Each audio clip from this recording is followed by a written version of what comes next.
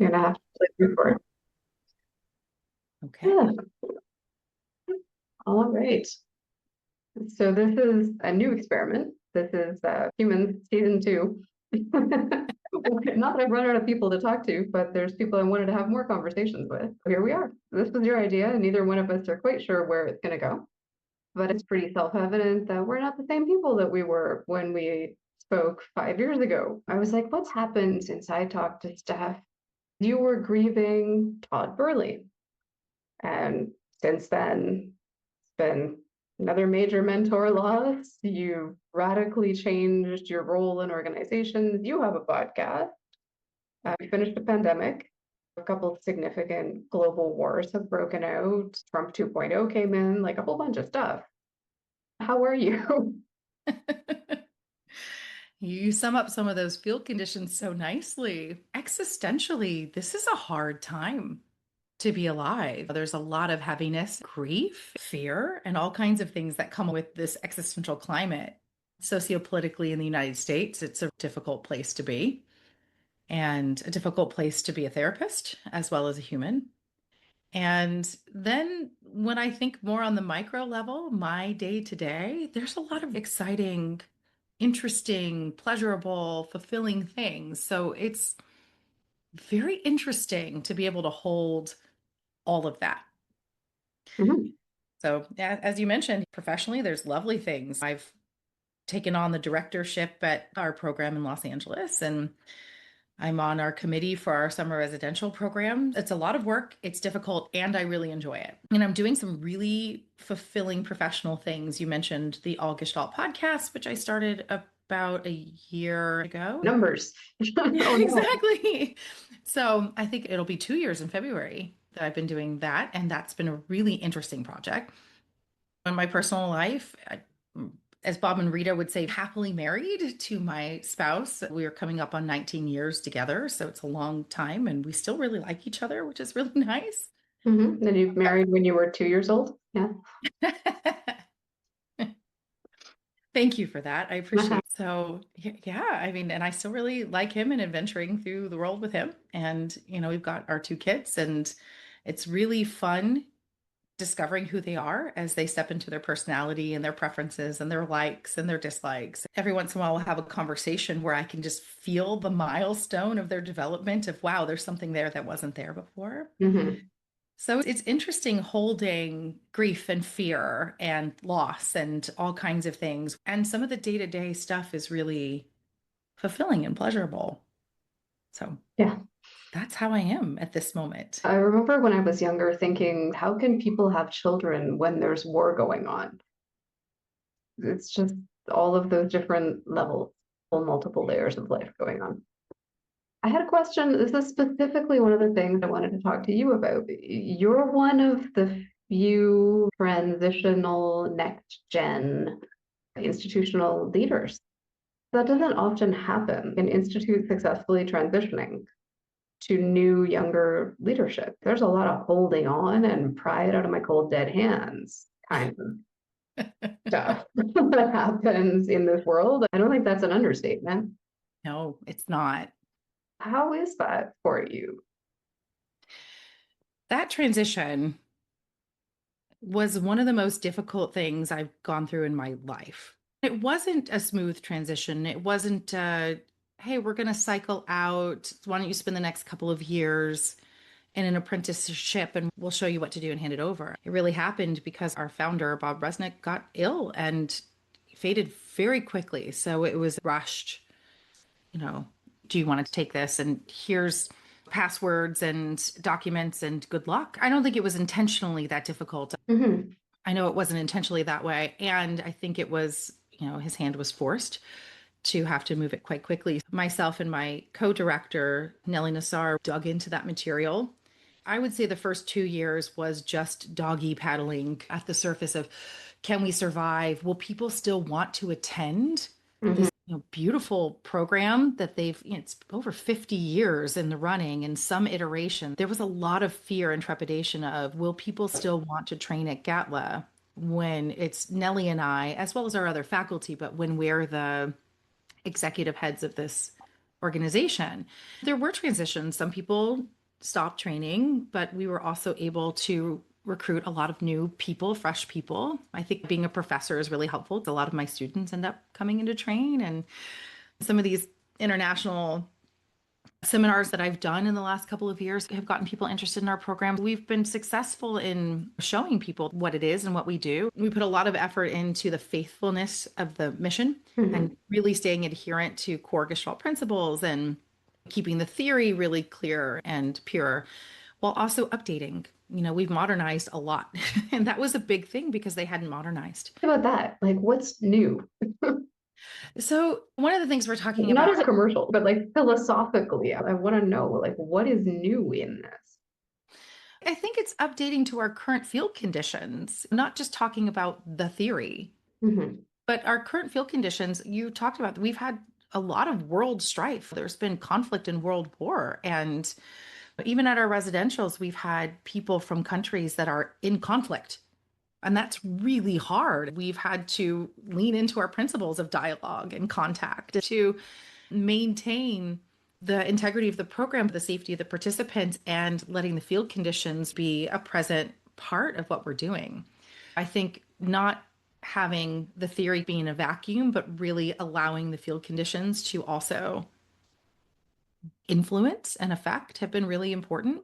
And then there's technological updating. Like we have a functional website now, and we have an online program that we didn't have before. So everything was in person before the pandemic. And now we had such a beautiful community that couldn't come in person that we're like, well, we can't abandon those people. So now we have a purely online training program, which has been fantastic. It really gives that residential vibe and allows for the differences of people who grow up in very different circumstances and countries and cultures to interact and still see how our theory is so applicable to allowing those differences and staying Yeah, in. when you're saying the word residential, I'm like, well, yeah, everybody is in a residence. Well, they're there on the computer. You're not losing anything. It's all there. Yeah, there's a lot of pros to it. You know, like people are in their actual contexts while Yeah. they're doing the training. I'm happy about some of those updates. And I don't feel like we're losing the core values and the part of the program that we love so much. Our version of Gestalt, Gatla's model of Gestalt, feels really solid and intact. To answer the question about the new leadership in our program has really stepped up. And we've all supported each other. We still have some of our elders who are involved and they're really helpful in guiding us or still giving us advice or telling us the history and things like that. I feel really well supported by the community in that way. And people have received the new Gatla well, which is a relief because I had this huge fear that I was going to wreck this beautiful. I don't want to kill it. I really don't want to kill this thing. There was a lot of pressure Like on when they myself. send the class guinea pig home with everybody, and you're like, oh God, please don't die with my kid. Yes, that's a very good analogy. Mhm. Oh, I didn't want to kill this beautiful thing. That's very delicate. It But is. it's resilient and solid. Like what you're saying, it's coherent and cohesive. Gestalt always has been political. It came from a bunch of people who were fleeing Nazis and some queer anarchists. It's never not been that. I agree. I mean, I mean, even the Pearls' stories, you know, having, they're like yeah, the ones who exactly. were running away from the Nazis. Exactly. Mhm. I think we have a lot of capacity for holding that difference. Yes, it's almost like it allows for transnational migration as well. Like it's in the foundations of the theory. I'm really glad that it went that way for you guys. I'm really glad that first 2 years are over. That was really hard. And I put a lot of pressure on myself. I'm an overachiever in some ways, and that puts a lot of pressure and anxiety and wanting to control variables that I might not be able to control. Mhm. Having to learn some of those lessons affected my health. I had some autoimmune stuff pop up during that time. It really took a lot out of me. I had some issues going on with my private practice that were occurring at that time. So it was a period of painful growth, lessons I didn't want to learn, but are really valuable to have learned. Now, like this last residential we just had, and this training year that we're currently in, I'm like, oh, I know what I'm doing. I'm not anxious about how to run it anymore. I know who our community is. Like our enrollment is really robust. And now it feels like a nice integrated part of my life. It doesn't feel like I'm paddling anymore. And that's Mhm. really a huge relief. Oh, just wait. I'm glad. And I'm sure something else will also change. That's pretty much the only constant, right? Of course. I'm not worried about this bomb going off anymore. I feel like we have weathered the transition and we've learned a lot of lessons through that transition and solidified some really important relationships. So that's nice. So I didn't kill it, Heather. It's Guinea still pig is alive. thriving. Yeah. Excellent. Yeah, that's beautiful. So the other project that you mentioned, your podcast, I like YouTuber to podcaster, words that didn't exist while I was growing up. I wonder if Pearls would have hated podcasts and YouTube channels because my understanding was he wasn't too keen on the talking about. I'm curious how you see this dialogical and performative mixture of elements in these kinds of human encounters. How do you see this as a therapist, as a facilitator? What's your take on it? I do sit alone existentially going, what am I doing? Why am I doing this? Is this meaningful? What's going on? It's a really good question. I hadn't considered that before. And, my thought is this makes Gestalt more accessible to people. Mhm. And it's interesting. I've had similar conversations with colleagues about the instructional nature of teaching something versus almost that mystic, experiential, like magical part of the embodied experience of learning Gestalt. Mhm. I've had some people tell me that maybe I make it too complicated or something. And I laugh at that because I'm a professor.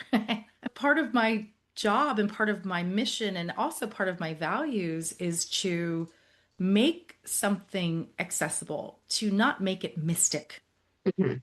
So I do think that we can have a blend of something that is talked about or something that's a little bit more distant, more informational, as well as the embodied experience of learning and practicing and training and being supervised in Mhm. Gestalt. So I think it's valuable. I think this makes it accessible, whereas otherwise it can feel elitist that you must pay this money to go to this training, to have this experience, to do it this way. I don't think you can become a good Gestalt therapist from listening to a podcast and watching a YouTube channel. I Mhm. think you really do have to do the embodied work and have the supervision. I don't think you could really be a good therapist without that experiential component. But I do think this helps deepen people's understanding and interests, and it's accessible. Like that's the modern world we're talking about is podcasts and YouTube channels. Like Mhm. that's Yeah, that's how like they the get their information. Yeah. yeah, I'm thinking it's sort of like this middle layer, right? Like you were saying, there's the cognitive, there's the theory, there's the read the whole book level, and then there's the feel it in your body and roll around on the floor and do all the things. But this is like the chewing. This is where you socialize some of these things. And I think I noticed, like, oh, I just did that in a new way. As we're relationally socializing some of these concepts and like meta processing of the book or the experience. This sort of like the after party where I love podcasts in the sense that it's a non-demanding social interaction. It's like positive sort of voyeurism where I can imagine that the group of people after the workshop that went out to the pub are having those conversations, but I don't have to go out to the pub. I can just listen to them in bed. Yeah, I think that's a really nice way to look at, and that's kind of what I'm speaking to with the accessibility. You either have to go to the training, which is sometimes limiting for some people, or they can Often. only do it so much often. Purchase the book and read it, which means you have to be able to, like, some of those texts are really dense and they're not easily accessible. They're very confusing to AI translators. They have no idea what's going on in Gestalt text. I haven't tried that yet. Now I'm Well, curious. but I mean, people who It are would be reading hard. the books in languages that they weren't originally published in, they're like, what? It's like word soup. Earlier today, I did a 3-hour webinar with an institute, and it was through interpretation. It's interesting because we were communicating really complex things through interpretation. I have so much respect for the interpreters because not only is it the language difference, but it's also the qualitative difference of really specific language we're using. So that's what made me smile when you're talking about this. It's not easy. So if you want the most recent research, you have to go through the paywall of a journal or be able to find those articles. At least for me, the whole idea of the podcast was to make something that was accessible and free. You know, I don't get any payment for it. I have a little outro that says, if you want to support this podcast, please donate to GATLA, because that would go directly to scholarships for more people to come to the training program. That's where I want that to go. So this is kind of my way of contributing to the field. I call it like I want to water that garden. I just want to see that garden grow. So this is my way of contributing something that's accessible, that hopefully sparks interest or explains something in a way that maybe didn't feel accessible before. And personally, it's very gratifying. I get to sit down with valued colleagues and have a conversation about, something that I really enjoy. I get to geek out with other Gestalt therapists about topics that I like. So it's personally very gratifying for me too. But the purpose of it is I want to contribute something that is accessible to people, that's free. It's inaccessible for some because it's only in English, but that's Okay, the government in limitation. China, we're on this side of that barrier to access as well. Yeah. And you said you water the garden. I was like, oh, I'm holding the door open. That's my metaphor. And it's like letting a few other people come in and letting somebody who might have missed it go through. Just kind of keeping it open. Yeah. And I think your project really does that because it humanizes the I'm glad people. that worked. It would be bad if it didn't. Yeah. It's lovely. Or if there's somebody that you've read their article or their book and now there's a human gestalt on them, you get to get a sense of who they are as a person, and that's really cool. I'm really grateful because you've interviewed some people who've now passed, and now there's something for posterity. I could go watch Bob's video now and get some rich Bobness where it's not him lecturing, but it's him being him. Well, I get these updates from the YouTube channel about statistics. I have them minimized, but every once in a while I'm like, what's going on in there? Bob passes away. Bob has the most popular video on the channel for the next month and a half. I'm like, that's so crazy that people go to this to find that connection, like to hear the voice again, to be with the stories again. I'm pretty sure I was one of those viewers because I needed to have not contact with the mess of the transition. That was really stressful. I had to separate out my stress related to grief. I really wish that this had been done better and that I'd been better cared for in the transition. I know that that was something that happened. And then have contact with him, with the person I admired, like him as a human. I watched the video again after he passed, and it did that for me. I got to have contact with him that was separate from the stress of the business part of it. Yeah. And it's funny, actually, one time I went away to do a training for a weekend. My son told me later, he's like, yeah, I missed you. I was like, you what? He was watching one of my interviews with a friend of mine. So it was the very friendly version of me in the interview. But that's what he fell asleep listening to.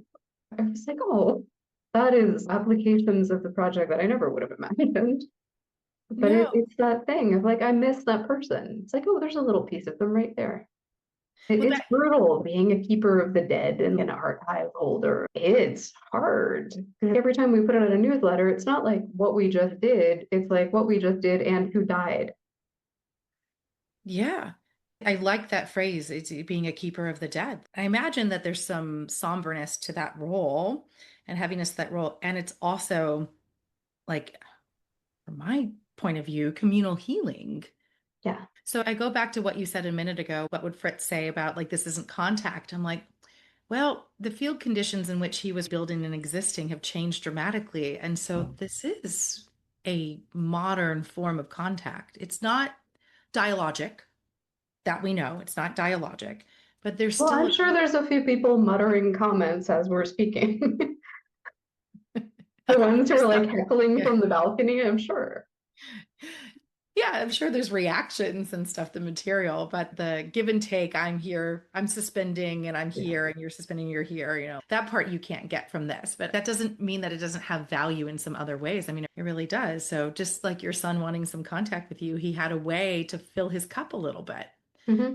And I got to fill my cup a little bit with watching Bob's. And there's others that have moved far away or I don't get to see them often. And you know, I can click on their video and just fill my cup a little bit. That's nice.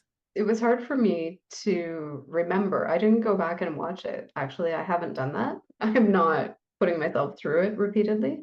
After Bob passed, remembering that during his interview about Laura, he had this nagging cough that just wouldn't leave him alone. He was going to postpone the interview. And I'm like, oh shit, that was that cough.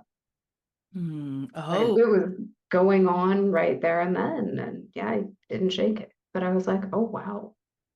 yeah, In now I know. hindsight is 2020, but it's like, oh wow. That just like when I realized that, I was like, oh man. Yeah, because we have the information now that we didn't then, that was the lung cancer cough. That wasn't just a cold. Yeah. So yeah, there's more information when we watch it, we hear it, we know. Hmm. Yeah. So Yeah, there's a somber. I am a mortalist, right? Like a mortalist, not an immortalist. I'm going to be very clear about that. Got Because it. so there's a lot of very optimistic Gestalt therapists, but I am just like, yeah, we're dying bodies, you and I, right now. But sometimes that becomes like, whew, a lot more figural than others. Absolutely. This came up recently. I was talking to somebody about the Gatla transition, and I remember a conversation with Todd Burley, like not too long before he died. I mean, probably within a year. And he was talking, somebody had asked him something about his role being one of the founders. And he said, well, we only get our time on this planet. There were people who had their time before us, and there'll be people who pick it up and have their time after us. We only have this time. He's not saying anything groundbreaking, but it's something I've held on to as I've stepped into this role. I can almost hear his voice saying, I had my time. Hmm. Can't do us in our time. You have to take it and make it you and your time.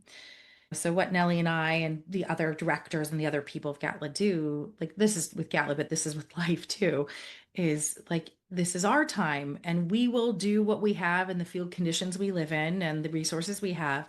And then hopefully, if we're lucky, there'll be the next person who does it in their time and they will Hmm. do what they do. And something about that actually feels really comforting to me. Hmm. I don't have the same existential anxiety that I used to have, the death anxiety that I used to have, Hmm. because I feel like I can own, like, I will do what I can with what I have and where I'm at this point in time. At some point, for lack of a better term, I will join the ancestors, Maybe somebody will be talking about me the way that I talk Hmm. about Todd and Bob, and then they will do what they do next. Something about that's very comforting for me. It doesn't usually create anxiety anymore. Okay, then let's keep talking about that. It was recently the Day of the Dead here in Mexico, which, I've been in Mexico for 24 years, right? So like that's my life. I'm not like visiting here as a tourist for it. Every year I move a photo of Alan Schwartz from my office over to the altar. There's a little handwritten post-it note that I put in the frame with him. Because when he came down to do a workshop, he was upstairs, I was downstairs in the hotel. It wasn't anything prophetic, but he stuck a note on the door that said, "Come up to us when you're ready, love, Alan." And I was like, yeah, when I'm ready, I'll level up or I'll transcend somehow. The picture that I have of him is just him bursting into the middle of somebody else's conversation and saying, "It's all an illusion," and then walking away. That's just what he does. This is someone who I spent very little time with, but I am going somewhere with this. This is like what I'm doing right now is, I think, part of what some of these asynchronous or non-traditional community spaces allow us to do. If one person, for example, a therapist, had this intimacy with 1,000 patients in their career, and then they died, you have 1,000 people who have nowhere to put their grief. Because you don't just go to your therapist's funeral, especially if your therapist is online in Azerbaijan. Like, what do? You just carry it around, and who do you share it with? Who else knew them? How do you deal with all of this stuff? So that's part of why I'm okay with some of these keeper of the dead spaces, like the memorial pages and the ceremonies. Because I'm like, well, if we don't keep them, what happens? All of this grief is in limbo, and all of this remembrance doesn't have a place to circulate. But I mean, to use some of that language, you've kind of created a digital altar in some ways. You know, some of these memorial pages, they're kind of like digital altars. Like you're right. There's a way to make connection with grief, you know, or to make a connection with the lost person. I think the death of a therapist is a very unique grief. The people in your life might have known you were in therapy, but they don't know the quality of that person. They're just like, yeah, go get a new one. They're not a goldfish, man. It meant something. Get one that kind of looks the same and nobody will notice. That's not how that works. I wish I hadn't taken a sip of tea when you said that. Yeah. We almost got a spit take of very real experience Ooh. in this interview. Never have you ever. Kids don't watch. No. Yeah, it's a lovely way to think about that. Since we did our last interview, there's been a tremendous amount of loss in my life. And what I'm noticing and appreciating is that I'm not paralyzed by it. I still feel my grief, and sometimes it's not when I think it will show up or as strong as I think it will show up. It really does its own thing, you know. Mhm. But I do appreciate that respect for we have our time, and at some point it won't be my time, and there's nothing I can do to stop that. Mhm. But I can live my values and, you know, water those relationships, so to speak, water those gardens. Mhm. And I can also not water the gardens that aren't nourishing for me. And the thought of one day I will join the ancestors is very comforting to me. I've left my mark, and for those who I've touched, they'll remember me or that will echo through. Mhm. Now, I don't think I've really put this into words before. It's interesting that this is where our conversation has gone, but it Mhm. can feel that settled Mhm. inside of me. It's not like, oh my God, that was amazing. I want to go have a cigarette. But the feeling of being satiated, actually being absolutely fulfilled and satiated with the units of contact that I've had with people, it's always felt enough since Gestalt came into my life, not putting things off for later, or leaving unfinished business laying around. It's not that I'm ready for anything to happen tomorrow, but I'm pretty sure I'd be ready enough to work it through. The people that I've trained with, the people that I've spoken with, the people that I've worked with, were good. Like Gestalt has really helped me to notice and complete that thing as a habit, like a life habit. Yeah, a phrase I like to use is I'm keeping my house clean.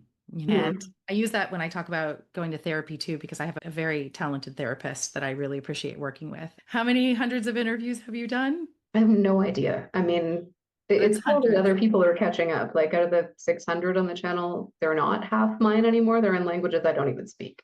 Okay. Well, I asked that because like I feel you have done an interview with my therapist, and that's really Oh, interesting. cool.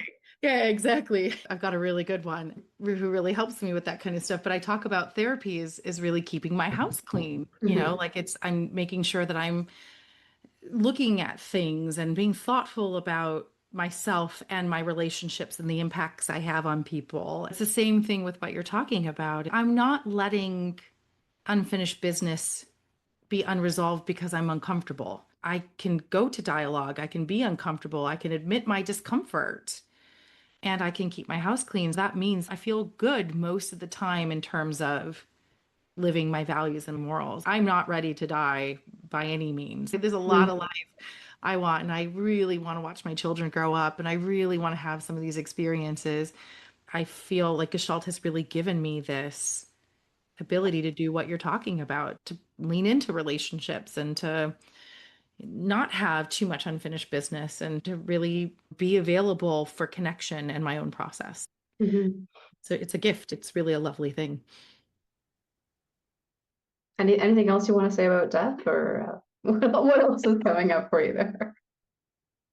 Anything else I want to say about death? Death, dying, grief, loss, all the fun stuff. I went from something that I used to feel so I couldn't look at it, I couldn't talk about it. I remember when I was doing my doctorate, people are like, "Oh, what's an issue you don't want to work with?" Grief. I don't want to work with grief. And of course, you have to Nobody can choose die. that. If you're going to be my client, you're not allowed to let nothing can die in your life. Mhm. Or you can't lose a relationship because grief is so much more than death. I just feel like life has been a really patient and persistent teacher because you lose. Mhm. And the older I get, the more I lose. In our professional world, we've lost a couple of our really big titans of Gestalt in the last couple of years. I don't remember exactly when we recorded last time, but I think that was around the time my grandfather died. And Mhm. that was my last grandparent. And, I lost Bob and a couple of other people. There's just something that feels more like I can feel appreciation and gratitude more than just fear. Mhm. So I feel like I've accepted death as part of life, Mhm. and not something to be afraid of, but something to just know it's going to be there. That helps me live a more authentic, fulfilled life. Yeah, I'm smiling because I'm just hearing someone with a New York accent. Couldn't tell you who, but they're like, "You didn't lose anybody, they died." It's the hecklers in the audience in the actual Gestalt memorials that I've been to. And it's just one of those like, yeah, I'm okay with it being death now. Yeah. I just read this fabulous book. It's called The Wild Edge of Sorrow. It's Francis Willer. It's interesting because it really talks about mental health professionals writing the book, but it also has a lot of stuff about ritual Mhm. and like other kinds of more alternative ways of grieving and really accepting grieving. I don't think he's a Gestalt therapist, but definitely has that vibe to it. Mhm. But one of the points he made in the book that I thought was great was it's like, well, grief is your relationship with a lost person now. Like that is how you continue your relationship with them. Like they're alive because you grieve. They're alive because you remember them. They're alive because you laugh at something that they would have appreciated and stuff like that. And I like that idea. Like Todd Yeah, is very even though they're not a physical body anymore.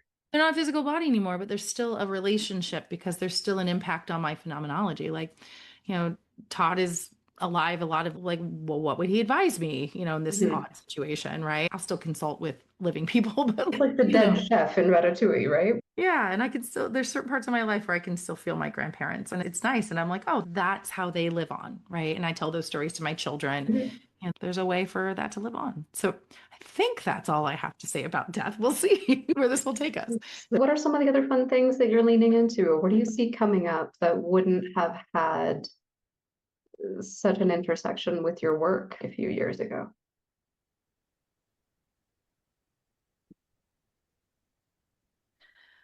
I've gotten interest. Well, this might still be in that existential vein, but aging has been really interesting for me. Precursor to death, but yeah. Yeah. And I know I'm not old. I recognize that. And my body's changed quite a bit. My energy, Mhm. I noticed that my experience of enthusiasm is so much more than sometimes my body can handle.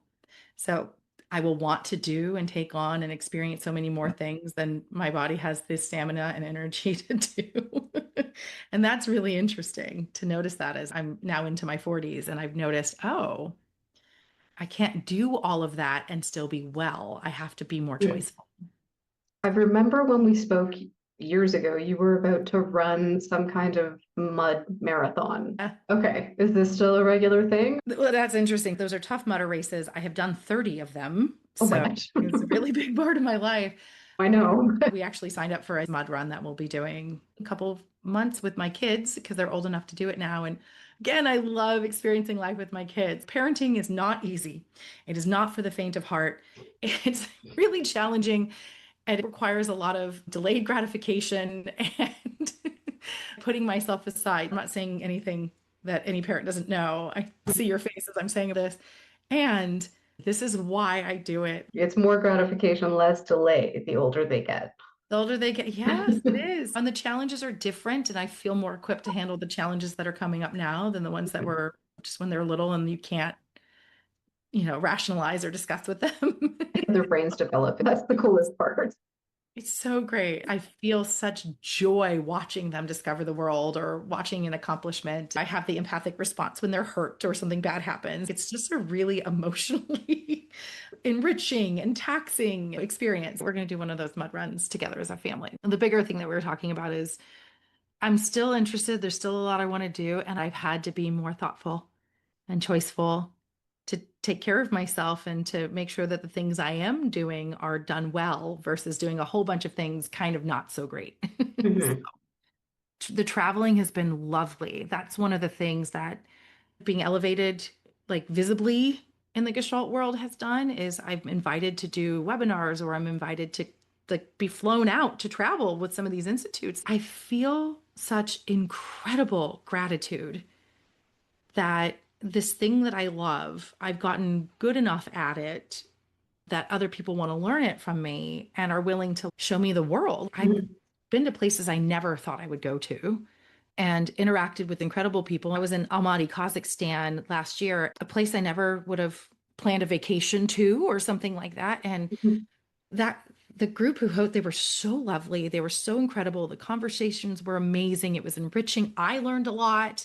I loved making contact with those folks. I've done webinars on Poland. They flew me out to Perth, Australia, about a year and a Mhm. half ago. The gratitude, I can't, we were walking in their big botanical garden at Kings Park. I was walking there with Doug Aberlay, one of the like kind of big names in the Perth world, and him and his wife hosted me and they were fabulous. We're walking in Kings Park and the sun is starting to set and the park overlooks like the bay and the city. View is gorgeous. The sun is on the buildings and it's sparkling on the ocean. I'm in this beautiful park. You can smell eucalyptus. I just started crying. I was like, I cannot believe my life has brought me here. Mhm. I cannot believe that all the hard work, interest, and passion has brought me here, that it was recognized and somebody says, I want a piece of that from you and flew me across the world to come share the community with them. I hope I never lose that sense of wonder and gratitude from travel and from connecting with other Gestalties. Like, it's one of those like I'm the luckiest person in the world. I really feel like I found that and that travel and that connection tends to really do that for me. So I guess that's the new fresh thing I wanted to mention was just, yeah, it's really nice to cultivate that sense of gratitude and seeking of opportunities to be able to do something like that. Yeah, that's interesting. I think there was a period where I was in quite a bit of conflict because I kept waiting to get invited places, and Mhm. I don't get invited places. And that's not like an open call. My website is public, but I don't think that's necessarily my role. Maybe I'm the door holder. Maybe I'm the space creator person. The ways that I'm trying to do things, I'm not entirely malleable. I'm pretty radically anarchically autonomous. It was a fantasy for a while because there was this whole like rock star world tour gestalt epoch where there were like the boy bands and the power couples. But I have no idea what I'm doing or where I'm going. I'm just going to keep finding out.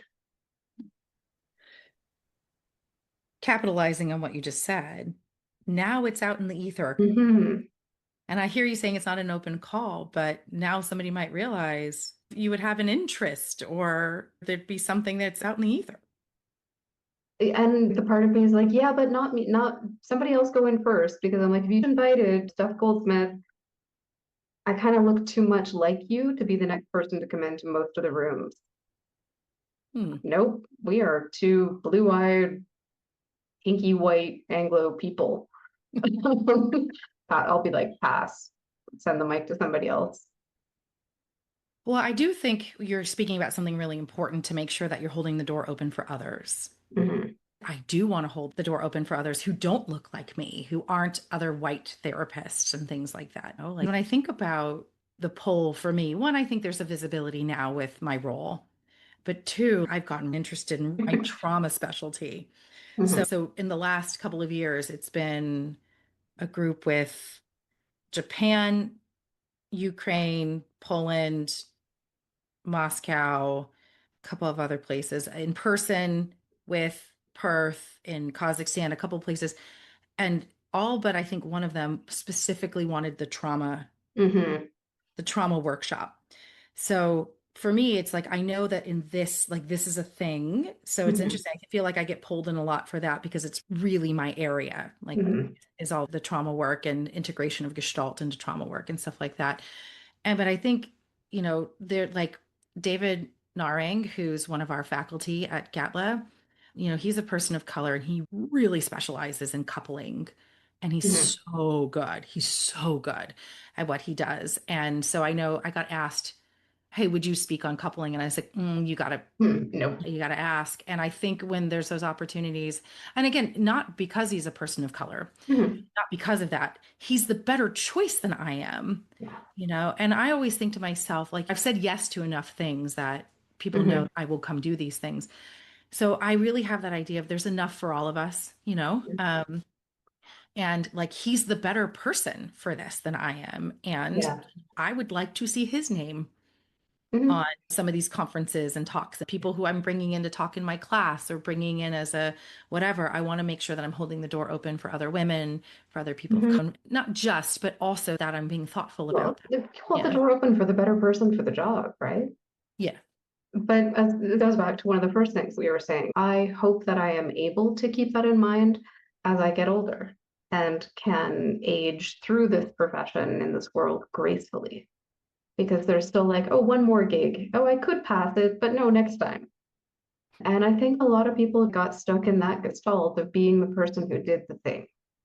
Yeah. And the gentle reminders of like, there are other, no, that just wasn't able to come into awareness. Yeah, I just like that air of abundance. There's a lot of good people to learn from. I have what I have. I like what I have. I feel proud of what I have. And it's not the only thing out there. There's a lot of really good stuff. I want people to hear other voices other than mine, which is why the podcast is actually structured the way that it is. Mhm. But the podcast isn't just me. There's always one or two guests with me who really know how to speak on a topic, or we can have that discussion. I want to have that specialization and I want people to hear a lot of different voices. And as you're saying that, I'm like, yeah, no, I definitely don't have the trendy zeitgeist special interest. Mine are like niche weirdos, much more. Well, I mean, I guess like sexuality and kink and neurodivergence and how all of those intersect. I mean, That would monogamies I and would go to that. I mean, that is what I'm doing, but there's still a little bit of like, oh, people are like, I really want to be in that room, and I'm very excited by that. There's still a little bit of that reticence, but the one thing I think about the Gestalt community for me is it's a place where I've been told, but not as often as in other spaces, that the too muchness or the intensity being too much. That's what I've heard from most of the neurodivergent people in the Gestalt world. I fit better here than I do in other places because there is this principle, like you said about parenting, the actual willingness to live and model being in relationship instead of trying to shove people into puppet form and have them say back only what you're expecting to hear. There's a lot more room for pretty radical authenticity. Yeah. So I've really appreciated that. And even still, I have my Truman Show moments where you hit the wall of the set and you're like, oh, there are limitations to how far my little authenticity boat can keep going in these spaces. Yeah, that goes to self-support. It's not Mhm. infinite. Yeah, not every group has to put up with every aspect of everybody. Sometimes it's also saying, you know what, no, thank you, and being okay with that. I don't want this contact. Yeah, I'm not available. Yeah. yeah. Which is how we navigated some of those differences, political, nationalistic differences that we run into. Sometimes it's I'm not available for dialogue, and we don't force somebody to be available for dialogue. It's just the impact of them not being available, and then you work with the process. I feel like it can lend to being quite affirming and accepting. It's not easy, but Yeah, no, that whole differentiation thing, when it's done well, it's actually quite healing to just be able to sit and be different than other people and to want different things. Hmm. Wow. So what else do you do for fun? Where should we go with that? We bring in another special guest now. what do I do for fun? I think I'm like I've always resonated with that term bon vivant. Like, Hmm. just like, I think I get a kick out of a lot of life experiences, Hmm. which is nice. It's a nice headspace to live in. Like, being able to find pleasure and enjoyment in the world without ignoring grief. I have a lot of heaviness in my life, and I get excited about people. My favorite thing in the world is good food with good people. If I have a really good meal, whether I've prepared it or we've gone somewhere or somebody's made it good food with good people, makes me really happy. I'm an extrovert, so It's a pretty that fundamental Gestalt characteristic right there. Let's good use food your and good big people. metaphor. Yeah, that was something definitely bonded over with Bob, Rita, and Todd. We're all foodies. So I want to ask you about your nerdy special interest. What's the fun part about trauma? What do you get excited about? What do you enjoy about this trauma stuff? oh, with trauma specific. Yeah, I feel like trauma can hijack the brain and body. And a lot of people don't get very far in therapy with trauma. A lot of therapies will try to get to it from top down, Mhm. from cognitive down, or really trying to utilize the strengths of our executive functioning brain. That's really sad because that's where a lot of people get stuck. They understand it, they know it, if there's a narrative and a story, because there's plenty of pre-verbal complex trauma where there's no narrative or memory or story, It's which just, really, yeah, yeah. yeah, yeah, their body's just on fire, right? Like their nervous system's just on fire. And what I like about the way I conceptualize trauma and the way that I like, research and work with trauma is working with like the body's natural processes. I'm like, how does the autonomic nervous system work? And how do we work with sympathetic and parasympathetic nervous system activation? And really being able to not disown any experience that we have in our bodies, to let it inform us about what was important there and then, and also try to update it to our conditions here and now. Our bodies are remarkable at healing themselves or adapting when we work with it, not against it. Mhm. So I just did 3 hours of a 5-part seminar. It was three Mhm. hours a day, so I could do a lot of discussion about it. But I appreciate that currently, in the current zeitgeist of trauma research, people are really starting to pay attention to the somatic Mhm. qualities, to the emotional qualities, to the sensation in our body. And I really appreciate that that's getting attention. And it's not just like TFCBT, trauma focused CBT and things like that, which have its utility, but I think it's very limited. Mhm. So I get really interested in Gestalt, that even the very first generation of Gestalt already primes us to be able to work with those bottom up processes that we need to work with trauma. So if you're a really well trained Gestalt therapist, you just need a little bit of extra training about trauma to be a pretty good trauma therapist. Mhm. I feel so grateful for the marriage of that knowledge for me, understanding how to work phenomenologically, understanding how to attune to all parts of experience, not just prizing any one. Mhm. And then the marriage of that with what I know about how trauma works in the brain and body. Like, I'm just so grateful for it. And I've seen people who've been through years of treatment and other modalities who got stuck and never got past a certain point healing and reclaiming their lives and being more adaptive. Like, that is incredibly gratifying. Mhm. Watching somebody go from not very functional to having a really enriched life. That's why we do what we do, right? Mhm.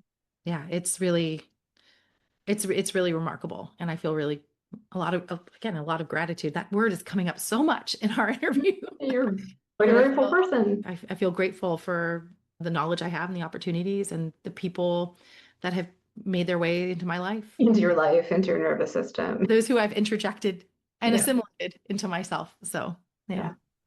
Yeah. Yes. And what else were you going to say about yourself? Oh, well, I'm a reader. Mhm. I always have a goal to read at least 30 books a year, and I always surpass it. So that's good. But I want to make a goal that's obtainable, but not too hard, because then I get competitive with myself. I read books about the field of psychology, trauma, and things like that. But I also read a lot of sci-fi and fantasy and just pleasure reading, Mhm. and especially in our current world where there's a lot of stuff that hurts. It's really nice to visit another world for a while. So not the dystopian fantasy sci-fi. Sometimes it is, but it's still, It's still it's still slightly different from fantasy. current Yeah, events. exactly. Yeah. I still feel like I can recognize it as a different plane that's not here. You can close the book and it goes away as well. I almost always have two different books going at the same time. One is the fiction kind of pleasure read, Mhm. and then one is some kind of growth oriented read. So I can Mhm. go back and forth between them. Okay. Yeah, they're reading. I'm still It's teaching. like I love teaching. chocolate, vegetable. And here's the thing, they're both good. You Yes. know, they're both really, and sometimes you really want a nice juicy bite of a carrot or something. Like you don't always want chocolate. And Yeah. sometimes you really need the chocolate. Mhm. One of my kids has just gotten really into Pokemon Go, so I love going on what we call Poke Walks together and go catch Pokemon together. It's so silly, but it's fresh air and quality time. And I realized the one other big thing that came into my life since I spoke to you last is I started working with dogs. I do animal assisted therapy. I went through a whole training, so many CEs, lots of supervision hours, and now I do animal assisted therapy. And I have two dogs and I alternate the dogs. They don't come at the same time because if you bring two dogs, they're busy playing with each Yeah, other. yeah, they get distracted. Yeah, it becomes the dog show. And they've really lent into their work. They're really good little assistants. They're small dogs, so people like them because they can just kind of plop on their laps and a lot of personality. And that was all happening when Bob was dying and everything was so I said there's a lot of things happening in my life. I had puppies that I was training. I was Therapist just like puppies.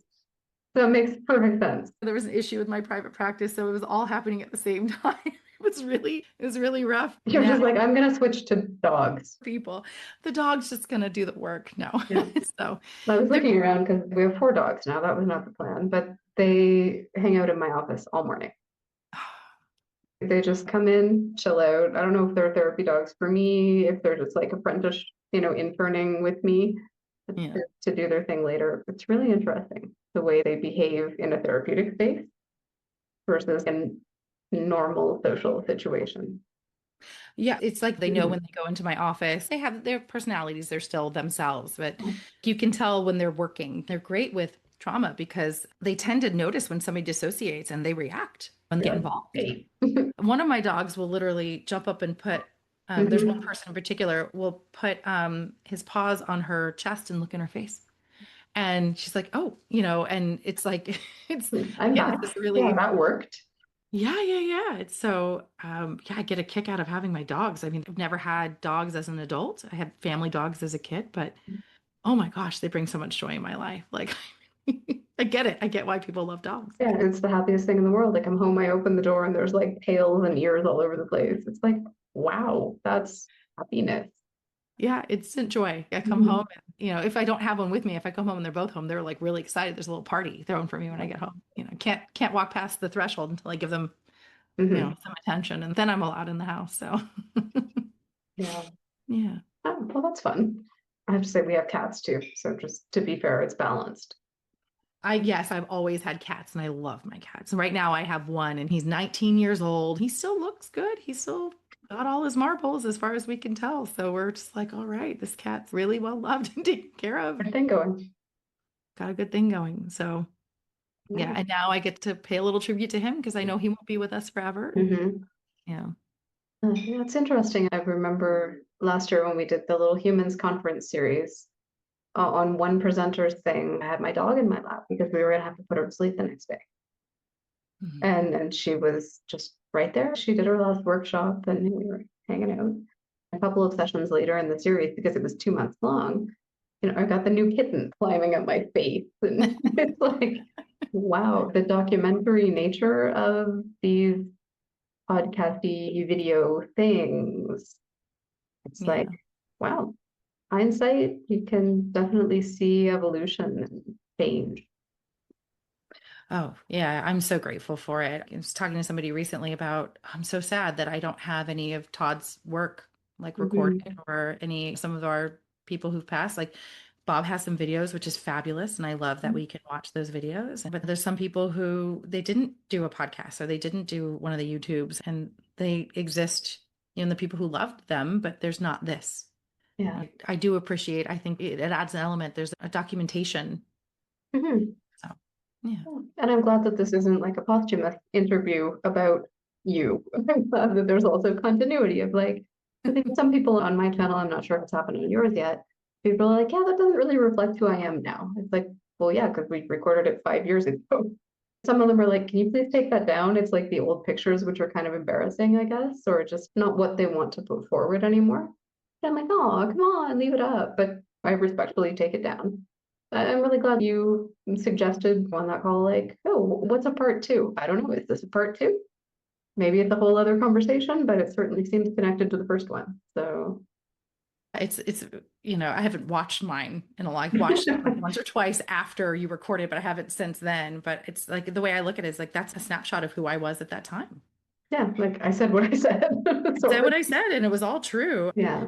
So even if it doesn't feel reflective, it was of that time. Mhm. And maybe 5 years from now, this won't be where I am. Mhm. Like, I will have had other experiences. I'm pretty sure this is not where you will be in 5 years. Oh, I hope not. That's part of the joy It of would living. be a little weird. Yeah. But it's funny because I'm thinking, should I have a list of questions? Because the first part is like semi-structured. The second part totally depends on the first part and everything that's happened since. I was like, oh, if I went back and did another 200-second interviews, I wouldn't talk about any of this with anybody else. I got the initial, hi, how are you? How are you feeling? Intro to therapy. And then anything after that is personalized. Well, that is the dialogic nature. There you go. You've helped me clarify some things with this little real-time experiment. What would a part two with Steph look like? I'm glad you were game. I'm glad we had that chance to connect and talk about it. I was like, yeah, absolutely. It'd be a fun experiment to see what happens. All right. I don't have anything to add. I'm just quite grateful you made some time and that we were able to connect. Thank you for being open to it. It was nice to have a little FaceTime with you. I appreciate it. Take care. Thanks.